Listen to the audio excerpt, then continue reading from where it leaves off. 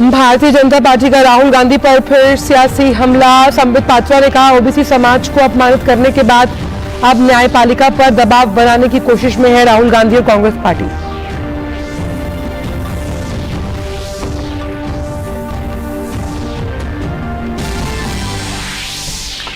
प्रधानमंत्री नरेंद्र मोदी आज सीबीआई के हीरक जयंती समारोह का करेंगे उद्घाटन। अधिकारियों को देंगे पदक, डाक टिकट और स्मारक सिक्का भी करेंगे जारी।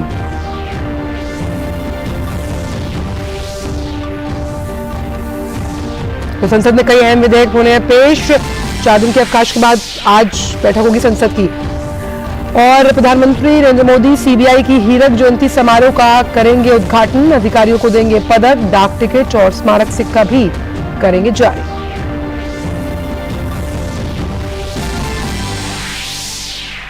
बिहार शरीफ और सासाराम में हुई हिंसा में 1 की मौत, 140 लोग गिरफ्तार। बिहार शरीफ के नालंदा में आज कई दिन बाद खुले बाजार।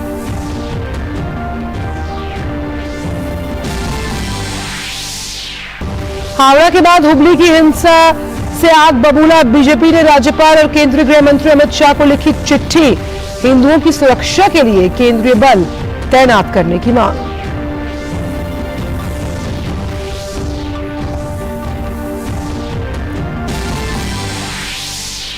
भूटान नरेश का आज से भारत दौरा। राष्ट्रपति द्रौपदी मुर्मू और प्रधानमंत्री नरेंद्र मोदी से करेंगे मुलाकात। दोनों देशों के द्विपक्षीय आर्थिक और विकासात्मक सहयोग को और मजबूती मिलने की उम्मीद।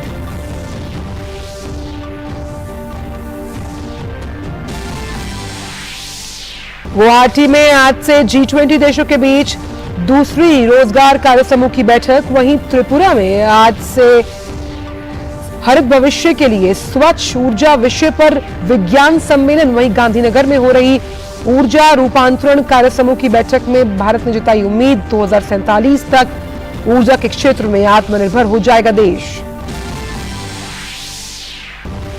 और आईपीएल में आज चेन्नई सुपर किंग्स का मुकाबला लखनऊ सुपर जायंट्स से। कल के मुकाबले में रॉयल चैलेंजर्स बेंगलुरु ने मुंबई इंडियंस को और राजस्थान रॉयल्स ने सनराइजर्स हैदराबाद को दी मात। नमस्कार, आप देख रहे हैं डीडी न्यूज। मैं हूं आंचल गुलाटी गुंबर। आइए अब जान लेते हैं इन सभी खबरों को विस्तार के साथ। भारतीय जनता पार्टी ने कांग्रेस नेता राहुल गांधी के ओबीसी पर दिए गए बयान पर एक बार फिर निशाना साधा। भाजपा प्रवक्ता संबित पात्रा ने कहा कि राहुल गांधी ने ओबीसी समाज का अपमान किया। उन्होंने कहा कि आज सूरत कोर्ट में अपील के नाम पर कांग्रेस हुड़दंग और नौटंकी करने जा रही है। साथ ही उन्होंने पूछा कि क्या राहुल गांधी न्यायिक प्रक्रिया पर दबाव बनाने की कोशिश कर रहे हैं।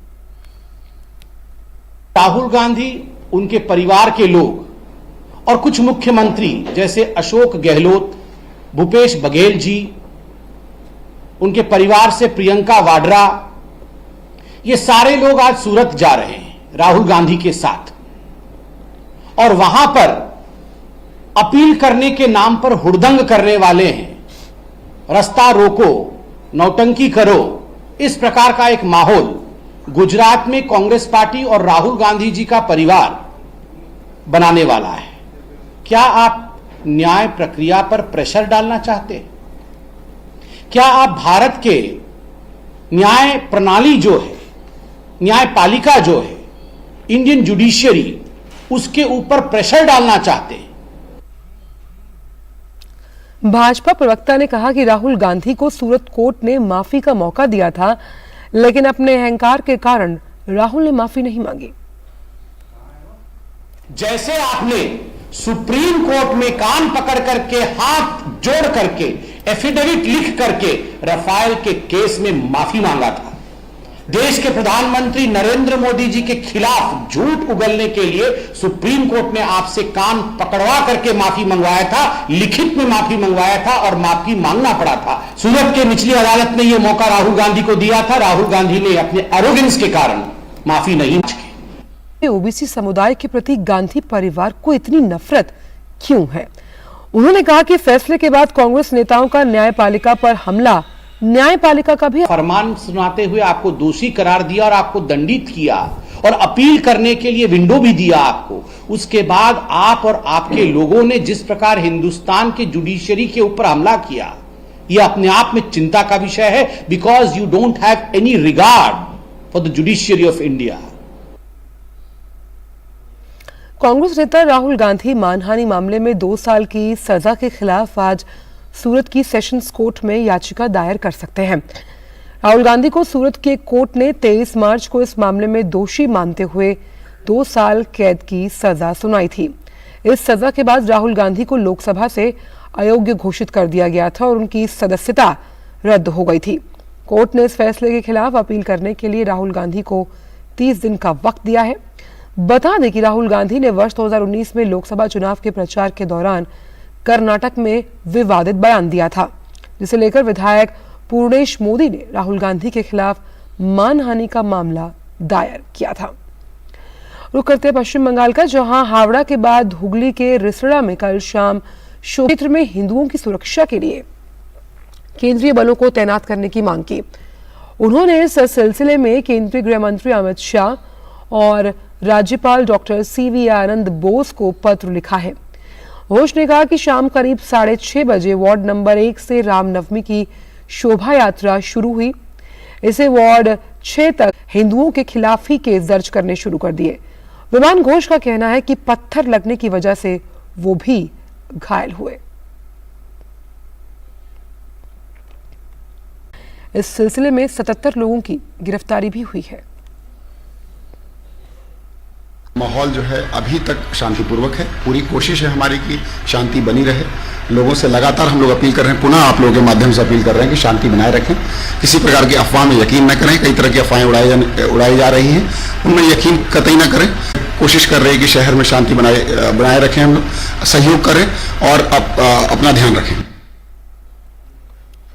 तो रामनवमी पर सासाराम में उपद्रव की घटनाएं हुई थी। सासाराम में स्कूल, कॉलेज, शैक्षणिक संस्थान और व्यापारिक प्रतिष्ठान कल तक के लिए बंद हैं। प्रशासन ने संवेदनशील क्षेत्रों में फ्लैग मार्च किया। प्रभावित क्षेत्रों में कानून व्यवस्था बनाए रखने में स्थानीय प्रशासन की सहायता के लिए केंद्रीय अर्धसैनिक बलों की 4 कंपनियां बिहार में हैं। पुलिस महानिदेशक RS भट्टी ने हिंसा प्रभावित बिहार शरीफ का दौरा किया और स्थिति की समीक्षा की। इस बीच मुख्यमंत्री नीतीश कुमार ने अधिकारियों को गड़बड़ी करने वालों के खिलाफ कड़ी कार्रवाई करने का निर्देश दिया और लोगों से अफवाहों पर ध्यान न देने की अपील की है। सर्वोत्तम जांच अधिकारी के लिए स्वर्ण पदक प्रदान करेंगे। प्रधानमंत्री शिलोंग, पुणे और नागपुर में CBI के नवनिर्मित कार्यालय परिसरों का भी उद्घाटन करेंगे। साथ ही CBI के हीरक जयंती वर्ष के उपलक्ष्य में डाक टिकट और स्मारक सिक्का भी जारी होगा। प्रधानमंत्री CBI के ट्विटर हैंडल की भी शुरुआत करेंगे। CBI की स्थापना 1 अप्रैल 1963 को की गई थी।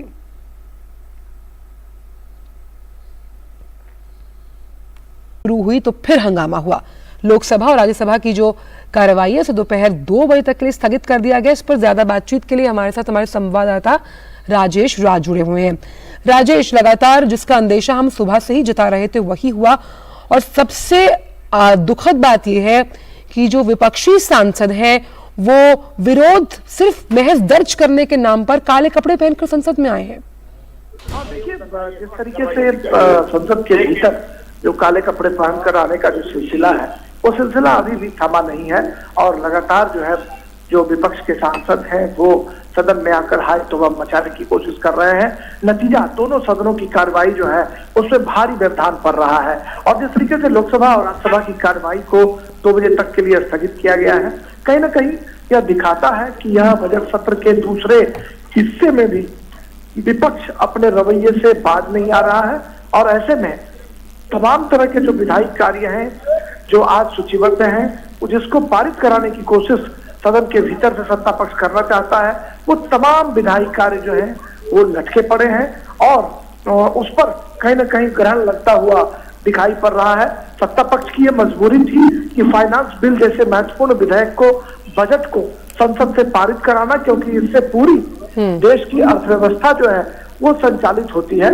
लिहाजा कहीं ना कहीं जो सदन की जो कार्रवाई है उसके स्थगन की वजह से फाइनेंस बिल को शोर शराबे के बीच ही सदन से पारित करा लिया गया और नहीं तो आज जो स्थिति बनती हुई दिखाई पड़ रही है, ऐसे में फाइनेंस बिल जो है वह भी लटकता हुआ दिखाई पड़ता और आज की कार्रवाई जो है फिर अवरोध का शिकार हो चुकी है।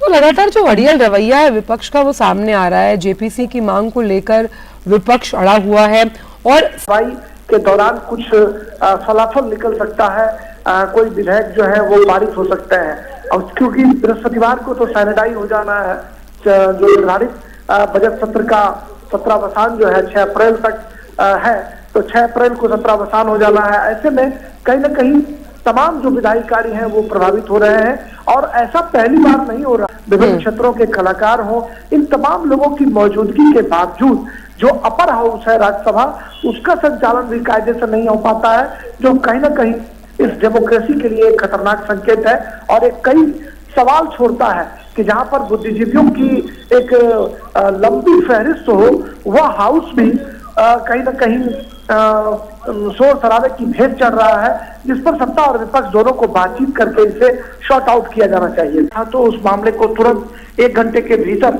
सुलझा लिया गया।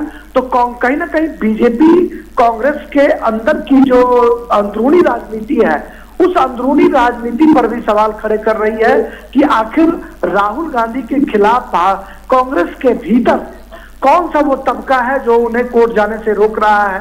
वो स्टे ले सकते थे कोर्ट से, क्योंकि आपने देखा कि एक सांसद का ये मसला था, इसी तरह से मिलता जुलता एक मसला था जिसको कहीं ना कहीं लक्षद्वीप के सांसद थे, उनको सुप्रीम कोर्ट से जो है वो उनकी सदस्यता को बहाल करने के निर्देश दे दिए गए। फिर राहुल गांधी देश के छोटी स्तर के जो राजनेता, जो वकील भी हैं सुप्रीम कोर्ट में, वो क्या कर रहे थे। बीजेपी इस सवाल को प्रमुखता से उठा रही है कि जानबूझकर एक सस्ती लोकप्रियता और सहानुभूति बटोरने के लिए कहीं राहुल गांधी इस तरह के कारनामे को अंजाम तो नहीं दे रहे हैं। यह सवाल भारतीय जनता पार्टी के तमाम सांसद, तमाम जो बड़े नेता हैं वो उठा रहे हैं। अब देखना होगा कि राहुल गांधी किस तरीके से कोर्ट जाते हैं और क्या उन्हें स्टे मिलता है, उनकी सदस्यता बहाल होती है। यह एक बड़ा प्रश्न है जो देखने वाली बात होगी, जिस पर पॉलिटिकल डालो बुनियाद, घर महल नजर आएगा, वंडर लाइए, वंडर अपनाइए, फर्क नजर आएगा। वंडर सीमेंट, फर्क नजर आएगा। ब्रेक के बाद सभी का स्वागत। रुक करते हैं खबरों का। पुलिस ने जम्मू कश्मीर के सांबा जिले के विजयपुर इलाके के पास एक संदिग्ध पैकेट बरामद किया। विजयपुर थाना में सूचना मिलते ही पुलिस की टीम मौके पर पहुंची। मौके पर बम डिस्पोजेबल टीम भी पहुंची है। संदिग्ध वस्तु की जांच की गई। पुलिस को उसमें 3 पिस्तौल, 4 बम, 6 मैगजीन, 48 गोलियां मिली है। एफआईआर दर्ज कर दी गई। पैकेट को पाकिस्तानी ड्रोन। सेना चिकित्सा कोर आज अपना 259वां स्थापना दिवस मना रही है। इस मौके पर सशस्त्र सेना चिकित्सा सेवा के महानिदेशक लेफ्टिनेंट जनरल दलजीत सिंह ने कहा कि सेना चिकित्सा कोर ने हमेशा हर परिस्थिति में सेना की मेडिकल फिटनेस को उच्चतम स्तर पर बनाए रखने में अपनी भूमिका पूरी मेहनत एवं लगन से निभाई है। चाहे वो हाई ऑल्टीट्यूड एरियाज हों या काउंटर इंसर्जेंसी ऑपरेशंस हों, हर मोर्चे पर सही रखने के लिए युद्ध के समय और शांति के समय सेना चिकित्सा सेवा के अधिकारी और सिपाही हर समय उनके साथ मौजूद हैं। लेफ्टिनेंट जनरल दलजीत सिंह ने कहा कि प्राकृतिक आपदाओं में भी सेना चिकित्सा कोर अग्रणी भूमिका निभा रही है। प्राकृतिक आपदाओं में भी हम हमेशा आगे रहे हैं और जहां भी किसी भी तरह की प्राकृतिक आपदा आई है, सेना चिकित्सा कोर के अधिकारियों और सिपाहियों ने वहां जाकर अपनी भूमिका बड़े सराहनापूर्वक ढंग से निभाई है। मध्य प्रदेश में इंदौर के बावड़ी हादसे पर प्रशासन ने एक्शन लेते हुए बेलेश्वर महादेव झूलेलाल मंदिर के अवैध निर्माण को तोड़ने का काम शुरू किया। स्नेहनगर में स्थित इस मंदिर में 30 मार्च को रामनवमी पर हवन के दौरान फर्श धंसने से 21 महिलाओं और 2 बच्चों समेत 36 श्रद्धालुओं की बावड़ी में गिरने से मौत हुई थी। हादसे के बाद आज नगर निगम ने सुबह अवैध निर्माण को तोड़ने की कार्रवाई शुरू की। कार्रवाई के दौरान हंगामा या उपद्रव न हो, इसलिए भारी फोर्स भी यहां लगाई गई है। मंदिर के अवैध निर्माण को तोड़ने के लिए 5 से अधिक पोकलेन और जेसीबी की मदद ली जा रही है। खबर ग्रेटर नोएडा से, जहां थाना बीटा 2 क्षेत्र के अंतर्गत एक सोसाइटी के बाहर आग लगने से कोई जानहानि नहीं हुई है। वही बात उत्तर प्रदेश की करें तो कानपुर के बांस मंडी इलाके में 4 दिन से आग धधक रही है। आग पर काबू पाने के लिए दमकल विभाग के साथ एसडीआरएफ और एनडीआरएफ की टीमें भी बड़ी मुस्तैदी के साथ जुटी हुई हैं। अतिरिक्त पुलिस उपायुक्त के अनुसार आज शाम पूरी तरह से आग पर काबू पा लिया जाएगा। आग के कहर से अब तक 700 से अधिक दुकानें जलकर खाक हो चुकी हैं। अनुमान लगाया जा रहा है कि करीब 10 अरब से अधिक का नुकसान हुआ है। अपर जिलाधिकारी राजेश कुमार की अध्यक्षता में 4 सदस्यीय समिति का गठन किया गया, जो नुकसान का आकलन और आग लगने के कारणों की जांच कर रही है। आग को लगभग अभी कंट्रोल में कर लिया गया है। एनडीआरएफ, एसडीआरएफ और फायर की जो टीम है वो एक साथ मिलकर अब शटर बाय शटर, दुकान बाय दुकान अंदर जाकर जो सामान जल रहा है उसको उसकी जो आग है उसको बुझाने का प्रयास कर रही है। फाइनली जब हम सभी दुकानें तक अप्रोच हो जाएंगे तभी इसको फायर फ्री घोषित किया जाएगा, लेकिन अभी के लिए आग पर कंट्रोल है। जो छोटी मोटी कहीं लगती है उसको तुरंत बुझा दिया जाता है। अभी सारी दुकानों को अंदर घुस के किस दुकान में क्या सामान है उस हिसाब से पूरा अप्रोच करना पड़ेगा। अगर दिन में ऑपरेशन ठीक रहा तो शाम तक हम ये कह सकते हैं कि इनको पूरा ठीक से आग पर कंट्रोल कर पा लिया जाएगा। वहीं केरल के कोझिकोड से एक बेहद खतरनाक और डरा देने वाला मामला सामने आया। चलती ट्रेन में एक व्यक्ति ने यात्रियों पर पेट्रोल छिड़ककर आग लगा दी, जिसमें आग की वजह से झुलसकर 3 लोगों की मौत हुई है। घटना अलपुजा से कन्नूर जाने वाली एग्जीक्यूटिव एक्सप्रेस D1 बोगी में हुई। बताया जा रहा है कि आरोपी का ट्रेन में चढ़ने को लेकर झगड़ा हुआ था। लोगों ने ट्रेन की आपातकालीन चेन को खींचा और ट्रेन जैसे ही धीमी हुई, आरोपी ट्रेन से कूदकर फरार हो गया। यात्रियों ने रेलवे सुरक्षा बल को सूचना दी और आग बुझाई। अधिकारियों ने कहा कि यह गंभीर मामला है, आरोपी की तलाश जारी है। बात मौसम की। देश के कई हिस्सों में आज बारिश और ओलावृष्टि का अनुमान जताया जा रहा है। मौसम विभाग ने कहा कि देश के कई राज्यों पश्चिमी विक्षोभ के असर से तेज हवाएं चलेंगी। उत्तर पश्चिम भारत से लेकर पूर्व और दक्षिण भारत में हल्की से भारी बारिश हो सकती है।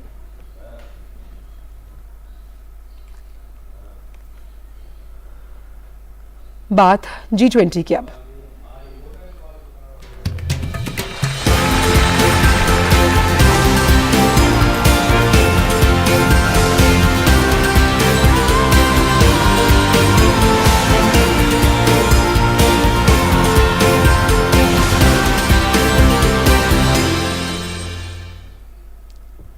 तो भारत की G20 अध्यक्षता के तहत रोजगार कार्यकारी समूह की दूसरी बैठक आज से असम के गुवाहाटी में हो रही है और इस 3 दिवसीय बैठक में G20 के 19 सदस्य राष्ट्र, 7 अतिथि देश और 5 अंतर्राष्ट्रीय संगठनों के 72 से अधिक प्रतिनिधि भाग ले रहे हैं।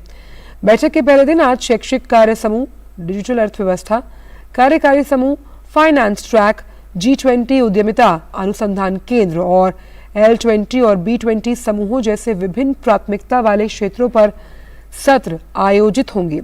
बैठक के दौरान आम सहमति पर पहुंचने के लिए मंत्री स्तरीय विज्ञप्ति और परिणाम दस्तावेजों पर 85 शिष्टमंडल भाग ले रहे हैं। G20 अध्यक्षता के अंतर्गत गुजरात के गांधीनगर में ऊर्जा संक्रमण कार्य समूह की बैठक का आज दूसरा दिन है। इस बैठक के साथ साथ आज यहां 2 और कार्यक्रम होंगे। पहला कार्यक्रम शीतलन प्रक्रिया को तेज करने, दूसरा कार्यक्रम विविध प्रकार की नवीकरणीय ऊर्जा आपूर्ति श्रृंखला के संबंध में होगा। इनका उद्देश्य ऊर्जा संक्रमण की सुविधा प्रदान करना है और इसे आगे बढ़ाना। इन क्षेत्रों में अब तक किए गए उपायों की सफलता के आधार पर मिली जानकारी को इन दोनों कार्यक्रमों के जरिए साझा किया। अंतर्राष्ट्रीय संगठनों के लगभग 100 प्रतिनिधि भाग ले रहे हैं। आज से गांधीनगर में स्वच्छ ऊर्जा उत्पादन में विविध अक्षय ऊर्जा और खनिज, ये बैठक G20 देशों के स्वच्छ ऊर्जा कार्यकारी समूह की बैठक का हिस्सा है। इसमें अक्षय ऊर्जा और खनिजों की आपूर्ति जैसे विषयों पर व्यापक विचार विमर्श किया जाएगा। बैठक में नवीन और नवीकरणीय ऊर्जा मंत्रालय के सचिव भूपेंद्र सिंह भल्ला और खान मंत्रालय के सचिव विवेक भारद्वाज उद्घाटन भाषण देंगे। इसके बाद ऊर्जा, पर्यावरण और जल परिषद CEEW की 2 रिपोर्ट जारी की जाएंगी।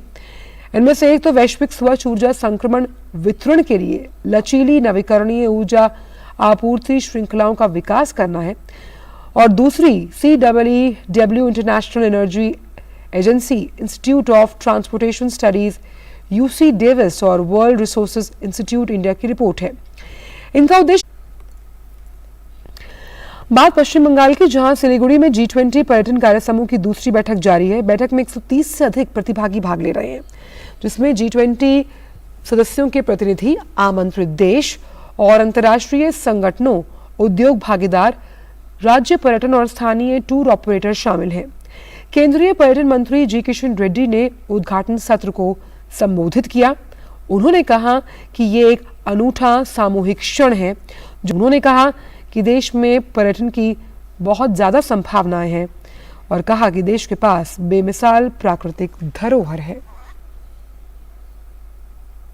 With a unique and unparalleled natural heritage of Himalayan long coastline, forest, deserts, which offers a great advantage for adventure tourism in our country.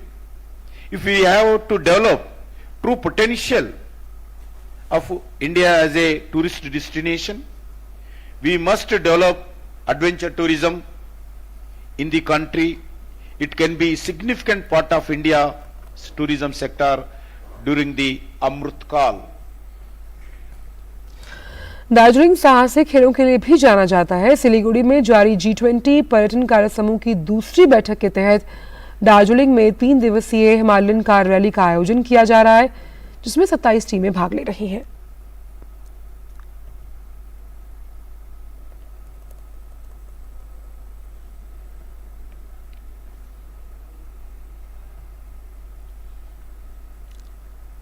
भारतीय रिजर्व बैंक की मौद्रिक नीति समिति की द्विमासिक समीक्षा बैठक आज से हो रही है। 3 दिनों तक चलने वाली ये बैठक 6 अप्रैल को नीतिगत दर संबंधी फैसले के साथ खत्म होगी। MPC की बैठक में मौद्रिक नीति से जुड़े तमाम घरेलू और अंतर्राष्ट्रीय पहलुओं की व्यापक समीक्षा के बाद ही कोई फैसला लिया जाएगा। इस दौरान खुदरा मुद्रास्फीति की स्थिति, फेडरल रिजर्व, यूरोपीय central bank, bank of England जैसे प्रमुख केंद्रीय बैंकों के जो हालिया कदम उठाए गए हैं, उनका गहन विश्लेषण किया जाएगा। सऊदी अरब, संयुक्त अरब अमीरात, इराक, कुवैत और अल्जीरिया सहित तेल उत्पादक संगठन ओपेक के से इस साल के अंत तक अपने उत्पादन में प्रतिदिन 5 लाख बैरल की कटौती करेगा। 8% की तेजी देखी गई। वेस्ट टेक्सास इंटरमीडिएट अनुबंध 5% से ज्यादा बढ़कर $80 प्रति बैरल, जबकि ब्रेंट की कीमत $5% से ज्यादा बढ़कर 84। की तेल और गैस विपणन कंपनियों ने पेट्रोल डीजल की कीमतों में कोई बदलाव नहीं किया। मस्क ने ट्वीट में लिखा था कि न्यूयॉर्क टाइम्स की असल दिक्कत यह है कि उसका प्रोपेगेंडा दिलचस्प ही नहीं है। मस्क ने न्यूयॉर्क टाइम्स की कंटेंट की तुलना डायरिया से की और कहा यह पढ़ने लायक भी नहीं। तुर्की के राष्ट्रपति रजब तैयब एर्दोगान ने देश के भीतर जोरदार राजनीतिक चुनौतियों का सामना वो कर रहे हैं। हाल ही में वो चुनाव में पूर्व जनमत सर्वेक्षण में वो तुर्की के गांधी कहे जाने वाले कमाल किलिकदारोग्लू से पिछड़ गए। तुर्की में राष्ट्रपति चुनाव को लेकर गहमागहमी तेज है।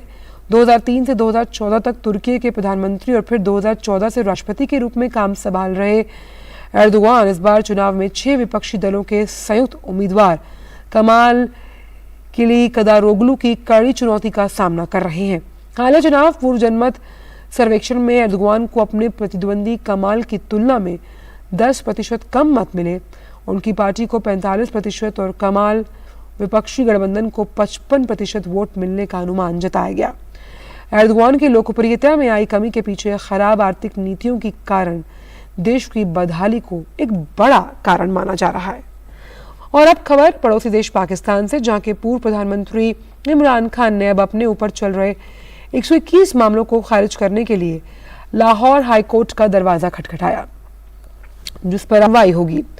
इमरान की याचिका पर न्यायमूर्ति अली बकर नसफी की अध्यक्षता वाली 2 सदस्यीय पीठ सुनवाई करेगी।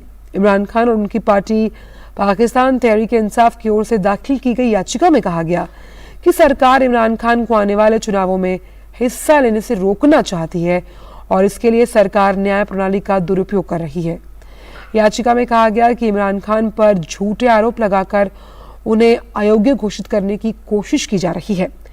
सरकार चाहती है कि इमरान गिरफ्तार हो या किसी मामले में दोषी, ताकि राजनीतिक रूप से उन्हें खत्म किया जा सके।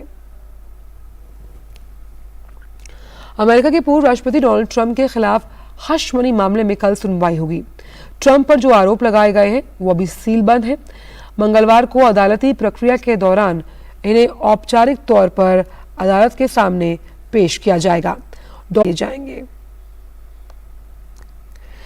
खबर यूक्रेन से, जहां युद्धग्रस्त बखमुख के निकट पूर्वी क्षेत्र के औद्योगिक शहर कोस्यांतिनिविका में रूस की ओर से भारी गोलाबारी में कम से कम 6 लोगों की मौत हुई और 8 अन्य घायल।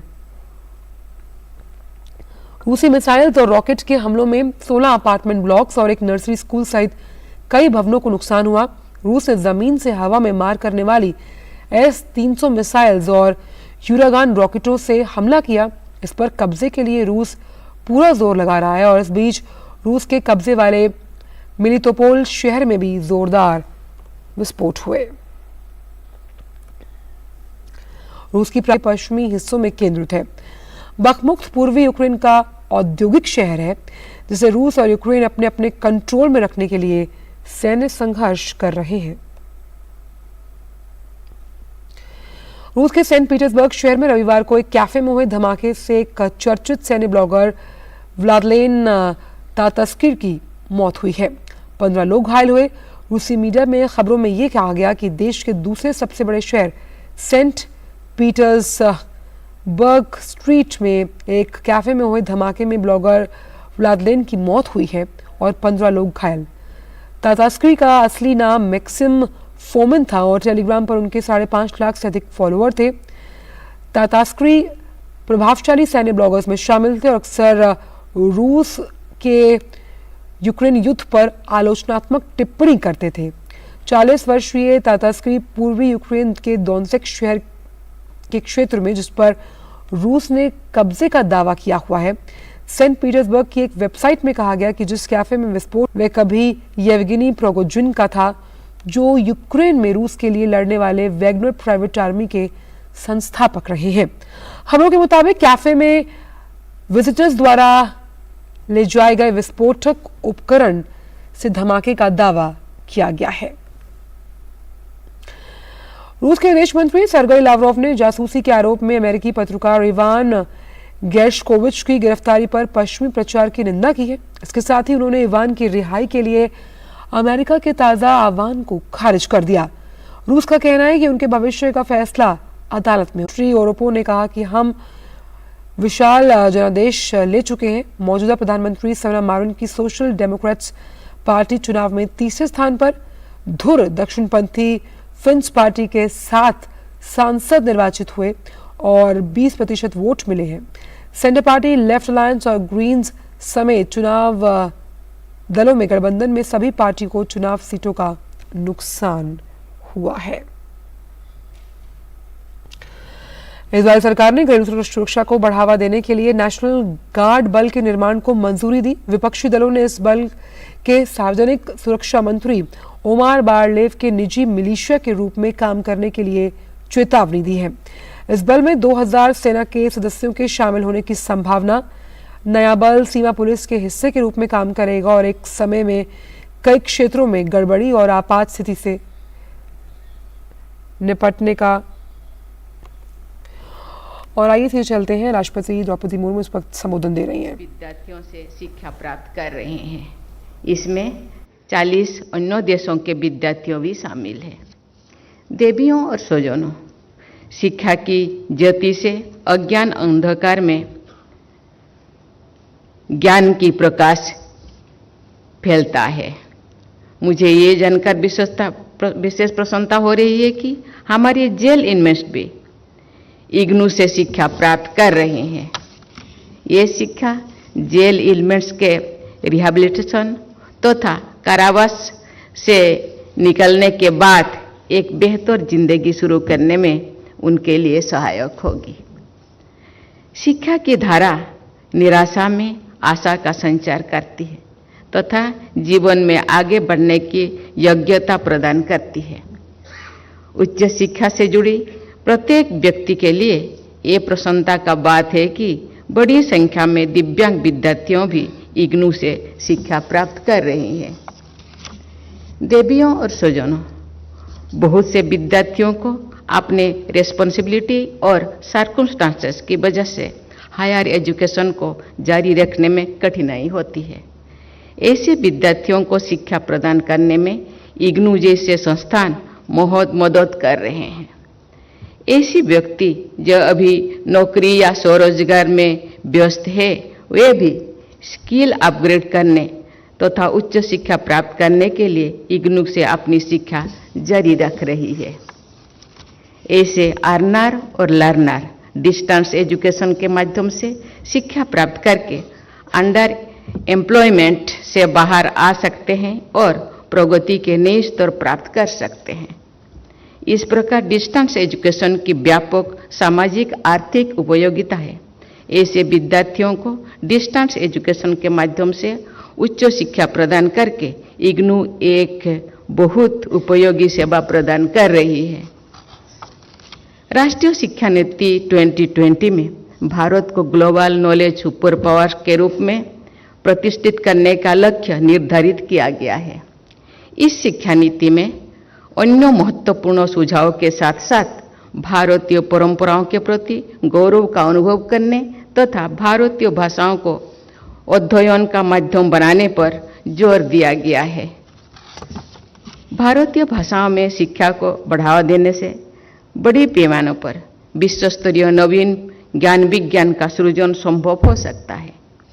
मुझे ये जानकर प्रसन्नता हुई है कि इग्नू के शिक्षण स्वयंप्रभा चैनलों और अन्य ऑनलाइन माध्यमों के जरिए हिंदी और अंग्रेजी के अतिरिक्त अनेक भारतीय भाषाओं में शिक्षा प्रदान की जा रही है। प्यारे विद्यार्थियों, आज आप सबको जो उपाधियां मिली है वो आपकी कड़ी मेहनत और शिक्षा के प्रति आपके समर्पण एवं प्रतिबद्धता का प्रतीक है। इस विश्वविद्यालय के पूर्व छात्र सिविल सर्विस, समाज सेवा, कला और संस्कृति तथा खेलकूद समेत विभिन्न क्षेत्रों में अपना योगदान दे रहे हैं। मुझे बताया गया है कि ओपन लर्निंग के माध्यम से शिक्षा प्राप्त करके आज कोई सिविल सर्वेंट्स देश के प्रशासन में अहम भूमिका निभा रहे हैं। मुझे विश्वास है कि आप सब ने जो ज्ञान और कौशल अर्जित किए हैं, ये आपके लक्ष्यों की प्राप्ति में सहायक होगी। अंत में मैं आप सभी विद्यार्थियों को मैं एक बार फिर बधाई देती हूँ। मुझे विश्वास है कि इस विश्वविद्यालय द्वारा डिस्टेंट लर्निंग के विश्व स्तर के प्रतिमान स्थापित किए जाएंगे तथा शिक्षा के जरिए राष्ट्र निर्माण में महत्वपूर्ण योगदान दिया जाएगा। Thank you. जय हिंद, जय भारत। तो इग्नू का 36वां दीक्षांत समारोह, जहां पर जो राष्ट्रपति द्रौपदी मुर्मू हैं वो संबोधन दे रही थी। उन्होंने कहा कि डिस्टेंस लर्निंग के अगर क्षेत्र में देखा जाए तो इग्नू की उल्लेखनीय प्रगति है और बहुत बड़ा योगदान है, खासतौर पर अगर महिलाओं की शिक्षा की बात की जाए। और साफ तौर पर उन्होंने कहा कि शिक्षा के माध्यम से इग्नू बेहद अच्छा काम कर रहा है। रुक करते हैं अगली खबर का। दुनिया भर में खासतौर पर भारत, पाकिस्तान, चीन और ब्राजील जैसे विकासशील देशों में लोग मिलावटी दूध का सेवन करने के लिए मजबूर हैं, जिस वजह से उन्हें कई तरह की बीमारियों का सामना करना पड़ता है। लेकिन IIT मद्रास के शोधकर्ताओं ने अब एक ऐसा डिवाइस तैयार किया जिसकी मदद से घर बैठे दूध में मिलावट की जांच कर पाना संभव है। पेश है हमारे संवाददाता निशांत सौरभ की यह खास रिपोर्ट। स्वस्थ जीवन जीने के लिए दूध का सेवन काफी महत्वपूर्ण माना जाता है, लेकिन दूध में मिलावट की समस्या दुनिया भर में आम है। IIT मद्रास के शोधकर्ताओं ने एक ऐसा डिवाइस तैयार किया है जो महज 30 सेकंड के भीतर दूध में मिलावट का पता लगाने में सक्षम है। इस 3 dimensional paper based portable device की मदद से घर में ही दूध और अन्य पेय पदार्थों में मिलावट की जांच की जा सकती है। ये डिवाइस यूरिया, डिटर्जेंट, साबुन, starch, hydrogen peroxide, sodium hydrogen carbonate और नमक समेत कई सामान्य रूप से इस्तेमाल किए जाने वाले मिलावटी पदार्थों का आसानी से पता लगा सकता है। which is a device made up of paper, which is a multiple layers. So we can add milk here, and it will go inside into different spots, and it will change color depending on what adulterants it is.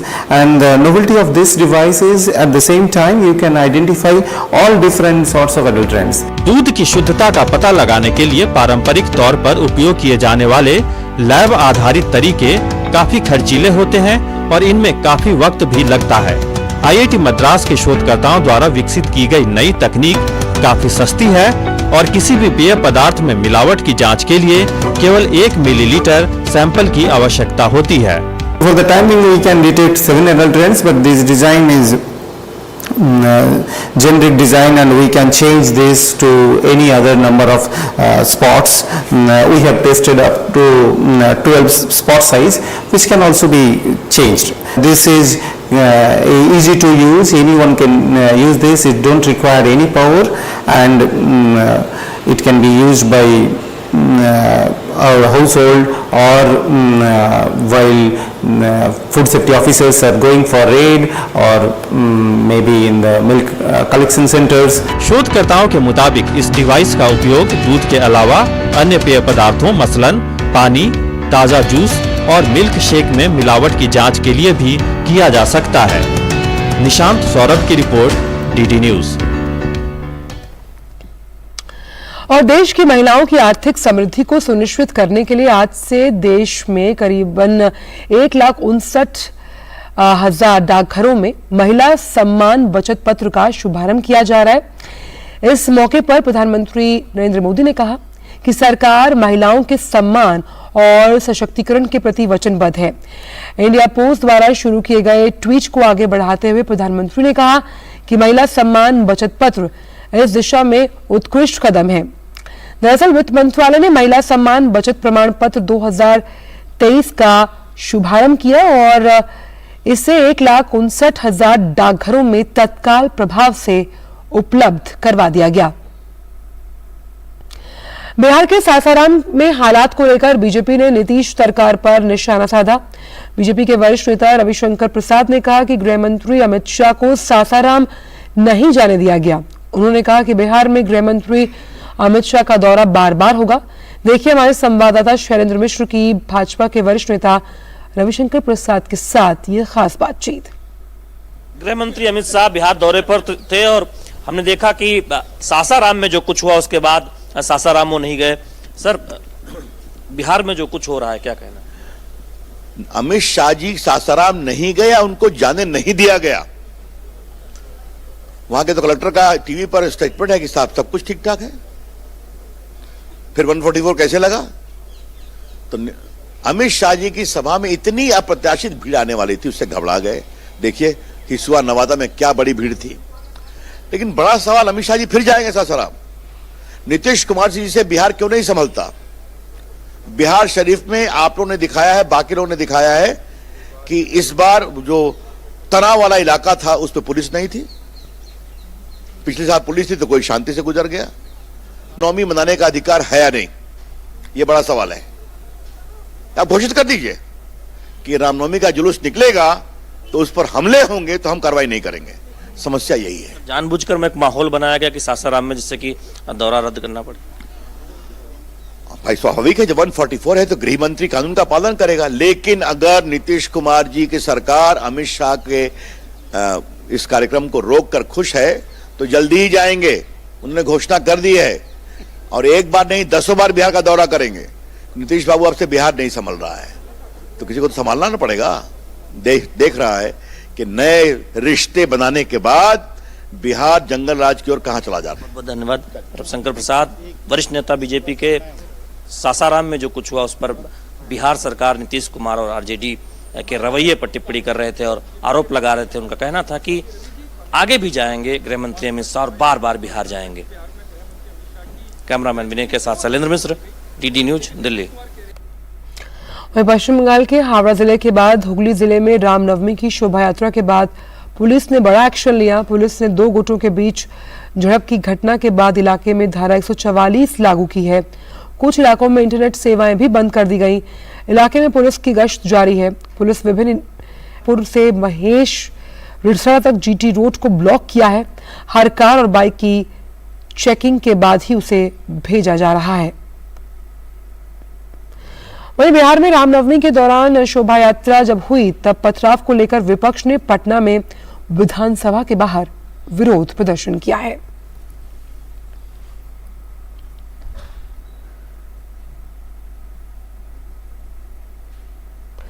और अब खेल जगत से जुड़ी कुछ अहम खबरें sports rap के जरिए।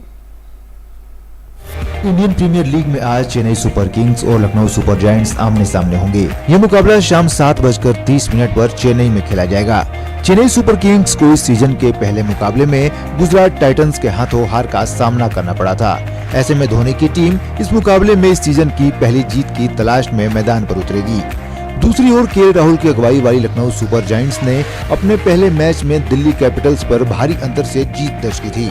आज के मुकाबले में लखनऊ सुपर जायंट्स लगातार दूसरी जीत की तलाश में मैदान पर उतरेगी। वहीं चेन्नई सुपर किंग्स की कोशिश टूर्नामेंट में पहली जीत हासिल करने की होगी।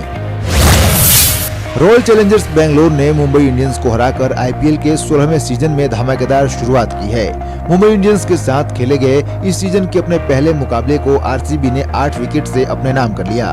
टीम के कप्तान फाफ डु प्लेसिस और अनुभवी बल्लेबाज विराट कोहली की धमाकेदार पारी ने टीम को जीत दिलाने में अहम भूमिका निभाई। दोनों अनुभवी बल्लेबाजों ने अर्धशतकीय पारी खेली। आरसीबी ने मैच में टॉस जीतकर पहले गेंदबाजी करने का फैसला किया था। पहले बल्लेबाजी करने उतरी मुंबई इंडियंस ने 20 ओवर में 7 विकेट पर 171 रन बनाए। जवाब में रॉयल चैलेंजर्स बेंगलोर ने 16.2 ओवर में 2 विकेट पर 172 रन बनाकर मैच को अपने नाम कर लिया। राजस्थान रॉयल्स ने भी आईपीएल 2023 में जीत के साथ आगाज किया है। टूर्नामेंट के अपने पहले मैच में राजस्थान रॉयल्स ने सनराइजर्स हैदराबाद को 72 रन से हरा दिया। टॉस हारकर पहले बल्लेबाजी करते हुए राजस्थान ने जोस बटलर, यशस्वी जायसवाल और कप्तान संजू सैमसन के अर्धशतकों के चलते 5 विकेट पर 203 रन का स्कोर बनाया था। इसके जवाब में हैदराबाद की टीम 8 विकेट खोकर 131 रन ही बना पाई और 72 रन से मुकाबला हार गई। हैदराबाद के लिए सबसे ज्यादा नवाद 32 रन अब्दुल समद ने बनाए। वहीं राजस्थान के लिए चहल ने 4 और बोल्ट ने 2 विकेट लिए। ओलंपिक में 2 बार की पदक विजेता पीवी सिंधु को Madrid Spain master badminton tournament में हार का सामना करना पड़ा। इस हार के साथ ही सिंधु खिताब जीतने से चूक गयी। टूर्नामेंट के महिला एकल वर्ग के फाइनल में सिंधु को इंडोनेशिया की ग्रेगोरिया मरिस्का तुंजुन के हाथों 21-8, 21-8 के अंतर से हार मिली। इससे पहले सिंधु ने सेमीफाइनल मुकाबले में सिंगापुर की येओ जीना मिन को सीधे गेम में हराकर फाइनल में प्रवेश किया था। अल्बानिया में आयोजित हुए विश्व भारोत्तोलन चैंपियनशिप में भारतीय भारोत्तोलकों का शानदार प्रदर्शन देखने को मिला। इस प्रतियोगिता में भारतीय महिला और पुरुष टीम पदक जीतने में सफल रही। ये पहली बार है जब इस प्रतियोगिता में भारतीय भारोत्तोलकों ने 14 पदक अपने नाम किए। लड़कों ने 3 रजत और 6 कांस्य, जबकि लड़कियों ने 1 रजत और 4 कांस्य पदक जीते। इस चैंपियनशिप में लड़कों ने कुल 413 और लड़कियों ने 393 अंक हासिल किए।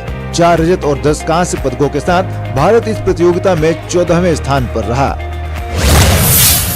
भारत की युवा महिला भारोत्तोलक मार्टिना देवी ने अल्बानिया में आयोजित IWF यूथ वर्ल्ड चैंपियनशिप में 5वां स्थान हासिल किया। प्रतियोगिता में मार्टिना देवी ने शानदार खेल का प्रदर्शन करते हुए न सिर्फ पदक जीते बल्कि उन्होंने 4 राष्ट्रीय रिकॉर्ड भी अपने नाम कर लिए। 81 किलोग्राम भार वर्ग में उन्होंने स्नैच में 90 और 93 किलोग्राम भार उठाकर 2 नए राष्ट्रीय रिकॉर्ड बनाए, जबकि 2 राष्ट्रीय रिकॉर्ड कुल 201 और 208 किलोग्राम वजन भार उठाकर अपने नाम किए। रूस के डेनिल मेदवेदेव ने मायामी ओपन का खिताब अपने नाम कर लिया है। प्रतियोगिता के पुरुष एकल के खिताबी मुकाबले में मेदवेदेव ने जेनिक सिनर को 7-5, 6-3 के अंतर से हराया। इस प्रतियोगिता में सिनर ने मेदवेदेव को कड़ी टक्कर दी, लेकिन वे खिताब तक नहीं पहुंच पाए। प्रतिष्ठित मायामी ओपन में मेदवेदेव का ये पहला खिताब है। इस जीत के साथ ही मेदवेदेव ने साल का चौथा और कुल 19वां ATP खिताब अपने नाम कर लिया है। Sports desk, DD news. और बुलेटिन में इतना ही, लेकिन जाने से पहले आपको छोड़ चलते हैं पेरिस के मशहूर एफिल टावर की प्रतिकृति के साथ। इस छोटी प्रतिकृति को अप्रैल फूल दिवस के दिन मशहूर कलाकार ने बनाया। आप देखिए इन दृश्यों को। हमें दीजिए इजाजत। नमस्कार।